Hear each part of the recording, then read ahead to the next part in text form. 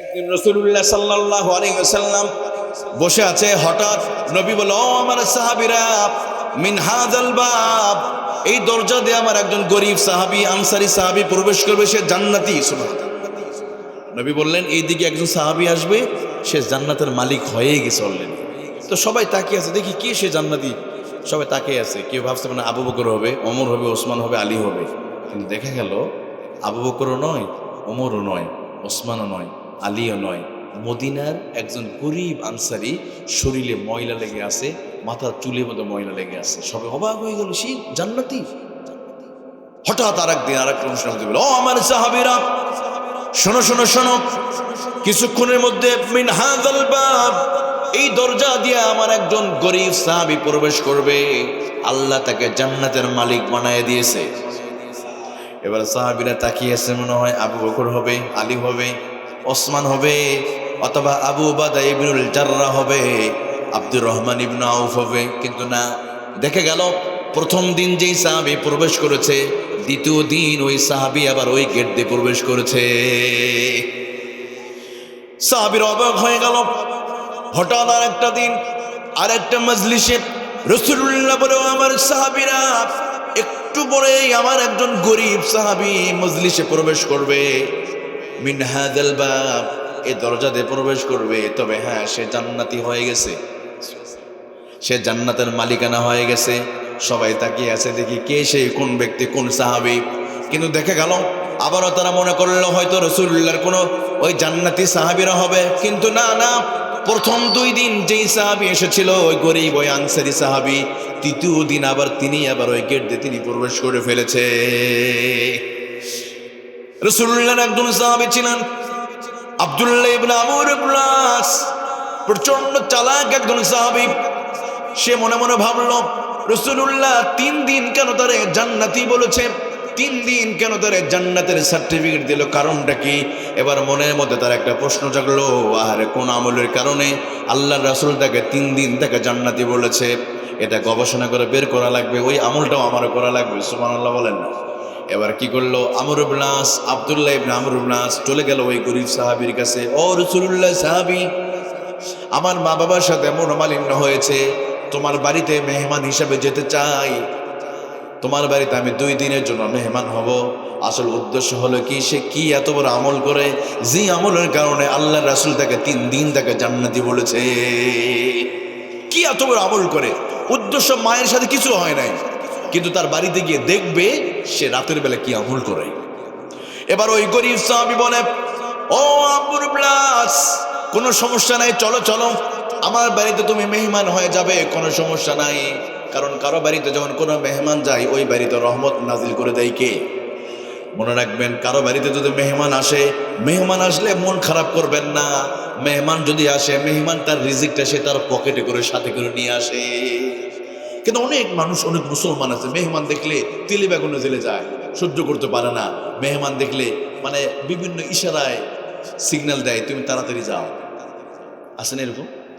কিন্তু যারা মেহমানদারি করে, দেখবেন এই যে বক্তাদের খাওয়ায়, সবাই কিন্তু খাওয়ায় না, খাওয়াতে পারে, আলেমদের সম্মান।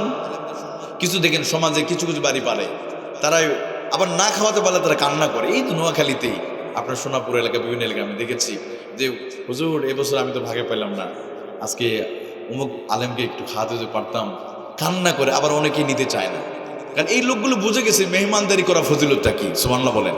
আর ওই মায়েরা বুঝে গেছে, আমার মা বোনেরা কত কষ্ট করে রান্না করে, তাদের উদ্দেশ্য হলো এক দূর থেকে মেহমান আসবে, মুসাফির আসবে, তাদের একটু খাওয়াবে। এই জন্য সবাই পারে না ভাই। তবে মেহমান যদি আসে, মনে রাখবেন আপনার বাড়িতে আল্লাহ বরকত নিয়ে চলে আসবে। সুবহানাল্লাহ বলেন।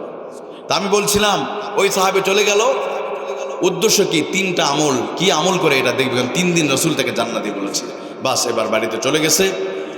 পূর্ব দিগন্তে সূর্য উদিত হলো, আবার পরন্ত বিকেলে পশ্চিম আকাশে, পশ্চিম গগনে সূর্য আবার অস্ত যেতে শুরু করেছে, সন্ধ্যা ঘনিয়ে আসলো।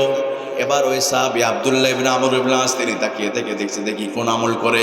হয়তো রাতের বেলা অনেক আমল করবে, কিন্তু না। এশার নামাজের পরে তিনি তাড়াতাড়ি ঘুমিয়ে পড়লেন, আবার ফজরের ভোরে তিনি ফজরের নামাজ পড়লেন, কোনো আমল করলেন না। একদিন 2 দিন চলে গেল, ওই সাহাবী কোনো আমলই করলেন না, শুধু 5 ওয়াক্ত নামাজ, দ্রুত এশার নামাজ পড়ে সে ঘুমিয়ে যায়। এবার আমর ইবনে আস বলে, ও রাসূলুল্লাহ সাহাবী, আসলে আমি 2 দিন দেখলাম তোমার ভিতরে কোনো এক্সট্রা কোনো আমল আমি লক্ষ্য করলাম না, আমার চোখের ভিতরে কোনো আমল ধরা পড়ে নাই। অথচ তুমি কি জানো, তুমি হয়তো জানো না, রাসূলুল্লাহ তোমাকে 3 দিন তোমাকে জান্নাতি বলেছিল। শুধুমাত্র এটাকে দেখার জন্য আমি এসেছিলাম, কোন আমলের কারণে তুমি জান্নাতি হয়ে গেছো এইটাকে গবেষণা করার জন্য আমি তোমার বাড়িতে আমি মেহমানে অভিনয় করে আমি এসেছি। কিন্তু 3 দিন 3 রাত চলে গেল, কোন আমল আমার চোখের মধ্যে ধরা পড়লো না। তুমি কি মেহেরবানি করে বলবে, ও আল্লাহ রাসূলের সাহাবী, কি আমল করো যে আমলের কারণে রাসূলুল্লাহ তোমাকে জান্নাতি বলেছে? কি করো তুমি, কোন আমলটা করো? এবার ওই গরিব সাহাবী বলে, ও রাসূলুল্লাহর সাহাবী আমর ইবনে আস, শোনো শোনো শোনো, আসলে আমি প্রতিদিন 5 ওয়াক্ত নামাজ যথারীতি আদায় করার পরে যখন রাতের বেলায় বিছানায় ঘুমাতে যাই, বিছানায় যখন ঘুমাতে যাই, সারাদিন যত মানুষের সাথে আমার মুআমালাত লেনদেন হয়, সমস্ত মানুষদেরকে ক্ষমা করে দিয়া, মাফ করে দিয়ে আমি বিছানাতে আমি আবার ঘুমাতে যাই। সুবহানাল্লাহ। এবার ওই সাহাবী বলে, আমর ইবনে আস বলে, আমার তো মনে হয় তোমার এই একটি কারণে, তোমার এই একটি গুণের কারণে, তোমার এই একটি ভালো গুণ, মানুষে তুমি প্রতিশোধ নাও না, রাতের বেলা ঘুমানোর সময় তুমি মাফ করে দিয়ে ঘুমাও। আমার তো মনে হয় এই একটা গুণ আল্লাহ হয়তো তোমারে মাফ করে দিয়ে তোমার জান্নাতে মালিক বানিয়ে দিয়েছে। আর আমরা রাতের বেলা ঘুমাতে গেলে চিন্তা করি সকাল হওয়ার পর 12টা বাজাবো, তাই না? রাতের বেলা বিছানোর সময় আমরা বলি, তোর 12টা বাজাবো, অমুক জায়গায় মামলা দিব, আছে না নাই? প্রতিশোধ নেওয়ার চিন্তা ভাবনা করে ঘুম। অথচ মানুষ ঘুমের মধ্যেও মারা যায়।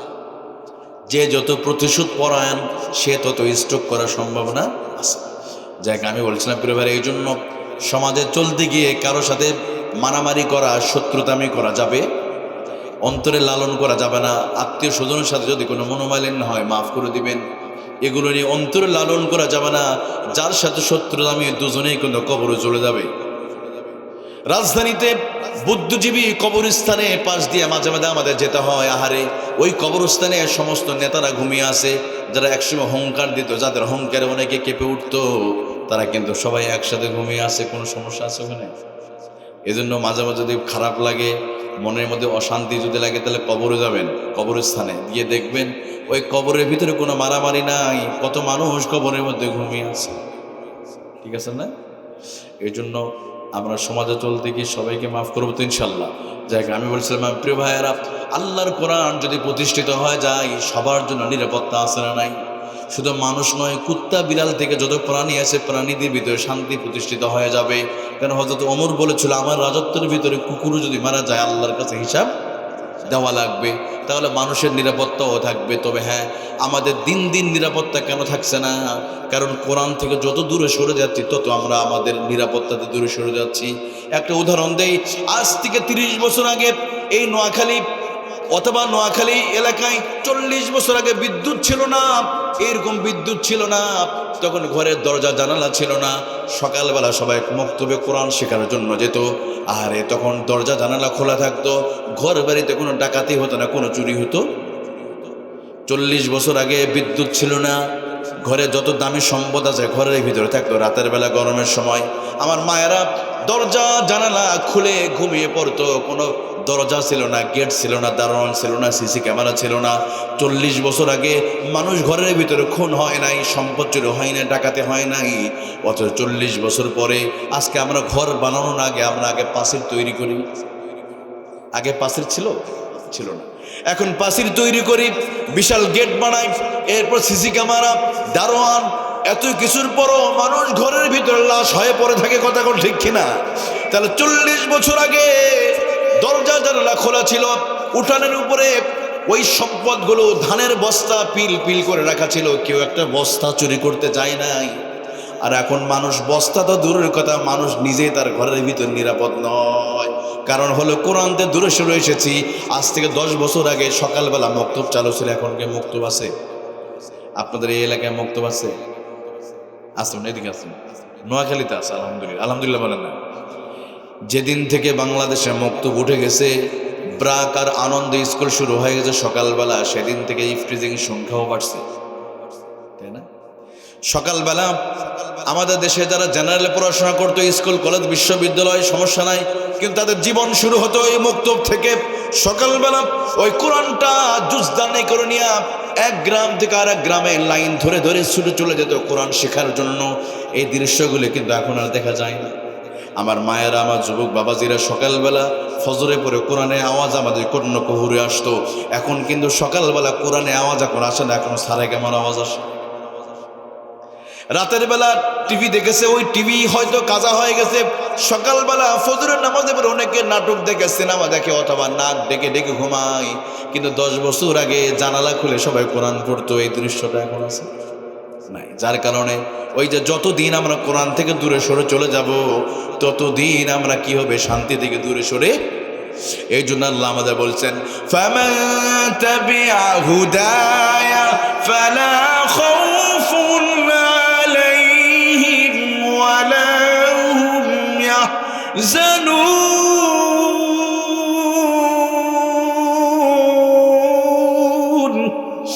আল্লাহ রাব্বুল আলামিন বলে, বান্দারে যদি তোমরা কোরআনুল কারীমটা যদি তোমরা গ্রহণ করতে পারো, কোরআন যদি ব্যক্তি সমাজ জীবনে যদি মেনে নিতে পারো, আল্লাহ বলে তোমাদের নিরাপত্তা আছে। গরিব অসহায়দের জন্য নিরাপত্তা। একদল মানুষ 10 তলায় আর একদল মানুষ গাছতলায় থাকবে না, এটা হতে পারে। দেখবেন বর্তমান বাংলাদেশে কিছু মানুষ ধনী হচ্ছে আর একদল মানুষ গরিব হইতেছে। কিন্তু ইসলামিক দল যখন ক্ষমতায় চলে যাবে, যাকাত ভিত্তিক অর্থ ব্যবস্থা চালু হয়ে যাবে। সুবহানাল্লাহ। সবাইকে যাকাত দেওয়া লাগবে। এই বাংলাদেশে যদি যাকাতের টাকা উঠানো হয়, কয়েক হাজার কোটি টাকা উঠবে।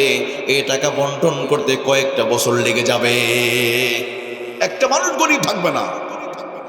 সমস্ত গরিব যারা আছে তাদেরকে ভিক্ষা করা লাগবে না, মানুষের কাছে যাওয়া লাগবে না, অটোমেটিকলি যাকাত দিতে হবে। দিবেন না, বড় বড় শিল্পপতিগুলোকে ধরা হবে, বড় বড় কোম্পানি হাজার হাজার কোটি টাকা যাকাত চলে আসবে। ব্যাংক থেকে টাকা লোন নেবে, ফাঁকি দিবে, এটা পারবে না। এর জন্য মানুষের নিরাপত্তা কোথায়? এই কোরআনের ভিতরে। এই জন্য আসুন শেষ মুহূর্তে এসে শুধু একটা কথা বলবো। 19বিংশ শতাব্দীর শ্রেষ্ঠ দার্শনিক বার্নার্ড রাসেলকে বলা হয়েছিল, উনি একজন খ্রিস্টান। আমি এতটুকু বলছি, খ্রিস্টান হওয়ার পরে তিনি চমৎকার বলেছিলেন। ওনাকে বলা হলো, বার্নার্ড রাসেল তুমি কি বলবে এমন কোনো ফর্মুলা কি তোমার ভিতর আছে? তুমি তো 21বিংশ শতাব্দীর শ্রেষ্ঠ দার্শনিক। পৃথিবীর মানুষের চিৎকার আর রোনাদারিতে পৃথিবীর আকাশ বাতাস ভারী হয়ে গেছে। তোমার কাছে কি এমন কোনো ফর্মুলা আছে যেটা মানলে পৃথিবীটা আবার শান্তিকাম হয়ে যাবে? বার্নার্ড রাসেল খ্রিস্টান হওয়ার পর তিনি বলেছিলেন, হ্যাঁ আছে আছে। এটা গণতন্ত্রের মধ্যে নয়, ধর্ম নিরপেক্ষতার ভিতরে নয়, সোশ্যালিজমের মধ্যে নয়, তোমার কোনো ইসলামের মধ্যে নয়। তোমরা go back to the universal book and prophet Muhammad সাল্লাল্লাহু আলাইহি ওয়াসাল্লাম। তোমরা যদি কোরআনের দিকে, রাসূলুল্লাহর দিকে যদি ফিরে যেতে পারো, ওই পৃথিবীতে আবারও শান্তি কায়েম হয়ে যাবে। ওনাকে বলা হলো, হোয়াট ডু ইউ মিন? তুমি কি এটা বিলিভ করো? Yes I mean to the holy Quran and sunnah. অবশ্যই কোরআন যদি প্রতিষ্ঠিত হয়, রাসূলুল্লাহ হাদিস যদি রাষ্ট্র চালানো হয়, অটোমেটিকলি ভাবে শান্তি প্রতিষ্ঠিত হয়ে যাবে। উনি আফসোস একজন খ্রিস্টান হওয়ার পরে তিনি বুঝলেন কোরআনের গুরুত্ব, তাৎপর্য। আমরা মুসলমান হওয়ার পর অনেক সময় বুঝি না, শুধুমাত্র একটু ক্ষমতার জন্য আমরা বুঝতে চাইও না। অমুসলিমরা বলে গেছে কোরআন ছাড়া শান্তি হয়। আর উনি যে কথাটা বলেছেন, রাসূলুল্লাহ বিদায় হজের ভাষণে তিনি এটা বলে গেছেন। অর্থাৎ বার্নার্ড রাসেলের জন্ম 1400 বছর আগে নবী বলেন, তারাকতু ফীকুম আমরাইন লান তাদিল্লু মা তামাসসাকতুম বিহিমা কিতাবাল্লাহি ওয়া সুন্নাত রাসূলি। আমি 2টা জিনিস রেখে গেলাম, কোরআন আর সুন্নাহ। যদি তোমরা মেনে নিতে পারো, লান তাদিল্লু, কোনোদিন তোমরা পদস্খলন হবে না, কোনোদিন তোমরা লাঞ্ছিত হবে না, কোনোদিন তোমরা অপমানিত হবে না, পৃথিবীতে তোমরা শান্তিতে থাকবে।